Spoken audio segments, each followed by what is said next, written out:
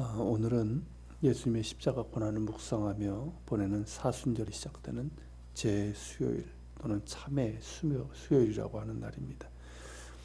그래서 예수님의 십자가의 길을 마태복음의 말씀으로 같이 나누고자 합니다. 우리가 아는 것처럼 예수님의 공생의 사역은 세례 요한에게 세례를 받으심으로 시작이 되었습니다. 오늘 본문은 세례 요한의 사역과 그가 선포한 메시지를 담고 있습니다. 세례 요한이 사역을 한 곳은 유대 광야와 그 인근에 있는 요단 강이었습니다.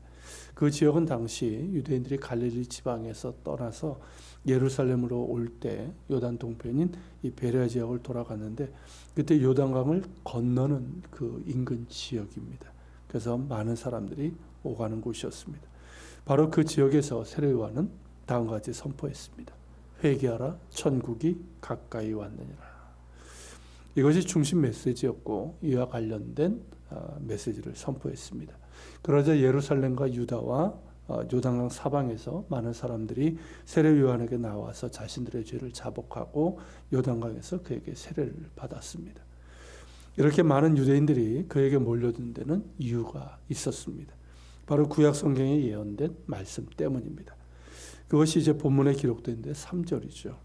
그는 선지자 이사야를 통하여 말씀하신 자라 일러스되 광야에 외치는 자의 소리가 있어 이르되 너희는 주의 길을 준비하라 그가 오실 길을 곧게 하라 하였느니라.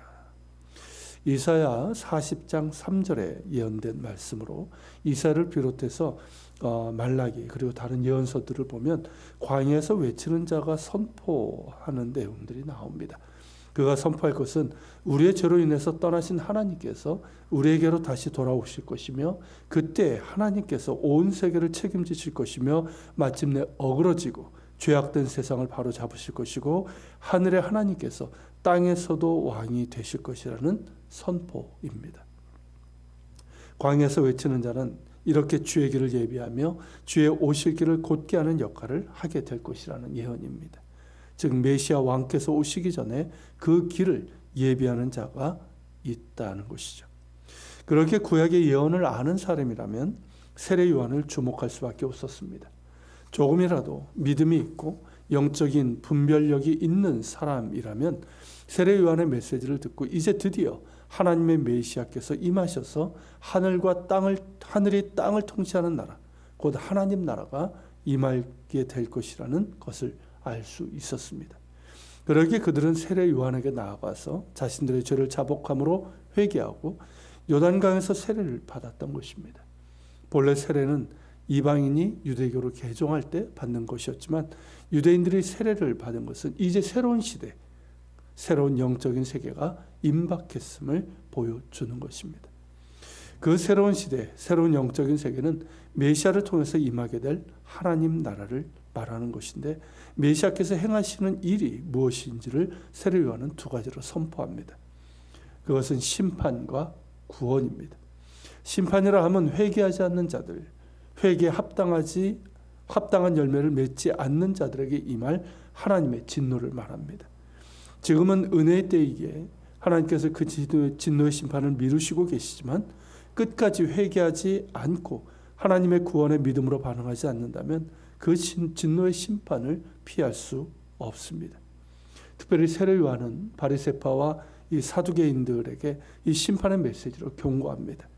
그들은 종교 지도자들이고 스스로 의롭고 경건하다고 생각하는 자들이었습니다. 하지만 실상은 그 말하는 것이 행동과 달랐고 그가 믿는다고 하는 것과 그 실제로 생각하고 행하는 것이 달랐습니다. 그러니 믿음에 참된 열매가 없었던 것이죠. 이렇게 위선적이고 하나님에 대한 신앙과 종교적인 위치를 자신들의 기득권을 위해서 악용하는 자들을 세례 요한은 독사의 자식들이라고 심히 꾸짖었습니다. 뿐만 아니라 만일 회개에 합당한 열매를 맺지 않으면 결국 하나님의 진노의 심판을 받게 될 것이라고 경고했습니다. 사람의 중심을 보시는 하나님이시기에 세례 요한의 책망과 경고는 허투루 들을 수가 없습니다. 오늘날 많은 지도자들과 교인들에게도 남의 일로 치부할 수 있는 말이 아닙니다. 때로 세례 요한은 메시아께서 행하실 구원에 대해서 메시아께서 새롭게 만드실 하나님의 가족으로 선포하고 있습니다. 9절에 보면 속으로 아브라함이 우리 조상이라고 생각하지 말라고 말하고 있습니다. 이는 당시 유대인들의 사고를 반영한 것인데 유대인이 아브라함의 혈통이라는 것만으로도 구원받는다고 생각을 하고 있었습니다. 그러니 어떻습니까? 하나님께 대한 신실한 믿음과 그 믿음에 합당한 열매를 맺어가는 데는 관심이 없는 것이죠. 물론 모든 유대인들이 그리고 모든 종교 지도자들이 그런 것은 아니었지만 그런 잘못된 믿음과 그런 삶이 누룩처럼 퍼져 있었습니다. 그런 그들에게 세례 요한은 하나님이 능히 이 돌들로도 아브라함의 자손이 되게 하시리라 하면서 그들이 자랑하는 혈통과 그로 인해서 구원받는다는 착각이 얼마나 헛되고 무지한 것인지를 질타하고 있는 것이죠. 이 말은 메시아께서 이루실 새로운 시대, 새로운 하나님의 가족이 무엇을 의미하는지를 보여주고 있습니다. 당시 배타적인 유대인들의 눈에 이방인들은 돌들과 다를 바가 없었습니다. 그러나 메시아께서는 이 돌들로도 능히 아브라함의 자손, 곧 하나님의 언약 백성이 되게 하신다는 그런 뜻입니다. 메시아를 통해서 임하는 하나님의 구원에는 더 이상 유대인과 이방인의 차별이 없습니다. 메시아를 통해서 임할 하나님의 나라에는 그 누구도 차별이 없습니다. 오직 하나의 조건, 곧 자신의 죄를 회개하고 순전한 마음으로 메시아를 통해서 나타난 하나님의 사랑을 믿는 그 믿음만이 필요할 뿐입니다. 그러한 하나님의 나라를 우리에게 허락하시고 우리로 하여금 하나님의 가족이 되게 하시는 분은 누구십니까? 메시아이신 예수님이십니다. 세례 요한이 바로 예수님의 길을 예비하고 있었던 것이죠. 오늘 사순절 첫째 날 세례 요한을 통해 선포된 이 메시지에서 우리는 무엇을 보고 무엇을 깨닫게 될까요? 당시의 바리새인들과 사두개인들이 스스로 의롭다, 아브라함이 우리 조상이라 하면서 영적인 위선과 무지에 빠졌던 것처럼 우리 역시 그런 위선과 무지 가운데 있는 것은 아닌지를 돌아보게 됩니다. 만일 그러하다면, 아니 그런 모습이 우리에게 조금이라도 있다면 우리는 어떻게 해야 할까요? 세례 요한이 추구한 것처럼, 촉구한 것처럼 회개해야 할 것이고 회개에 합당한 열매를 맺어가는 우리가 되어야 할 것입니다. 그러기 위해서는 무엇보다 예수님과의 관계가 중요합니다.